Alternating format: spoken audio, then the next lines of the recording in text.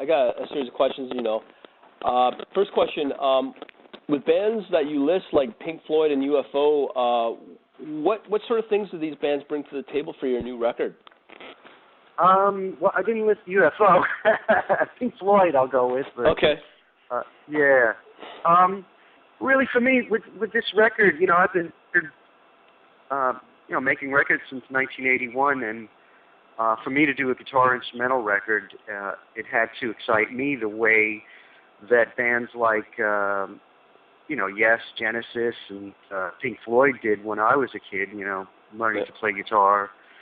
So I wanted to bring the spirit of, maybe classic rock or classic prog rock, but in a new way, obviously using, technology that's available now.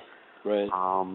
But I think, those records that were released then, they weren't, bands were encouraged to be as adventurous as possible, and if that meant, having a, 7-minute piece and song structure was not, it was not defined by, pop music. So I think that's most importantly was the spirit of those records. Okay. Now you also talked about how flamenco style is important to you. Who are some of your more favorite guitarists of that genre? And it also sounds like you refer to a lot to Paco de Lucia as well.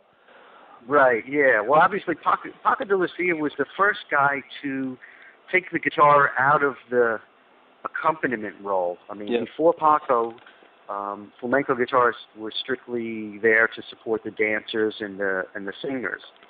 And Paco took it out of that, put it out front, and also combined, elements of jazz and, worked with rock artists, even playing with, Bryan Adams. So I think, he put the instrument out there in front as a solo instrument. But since he came along, there's particularly a guitarist named Gerardo Nunez, right. And he's the guy now who's pushing the envelope as far as writing, songwriting ability, and also his technical prowess on the instrument is ungodly. I've never heard anyone play as well as him. Really? Okay. Now, with obviously once I guess Billy Idol's kind of peak hit, and then he did one of those albums that Warner themselves through a contract that you decided to kind of walk away from it, and this is happening in the late 80s. Yeah. Yeah, there was a number of reasons. I mean, the fact that we'd recorded Rebel Yell with a live band, and then we went out on the road for 10 months with that band, and became a cohesive unit. And so, after that, we go into the studio to do Whiplash Smile, and lo and behold, I find myself sitting in front of a Lindrum and, programming, drum parts and sequence bass stuff, and I felt, we really had kind of dropped the ball and lost sight of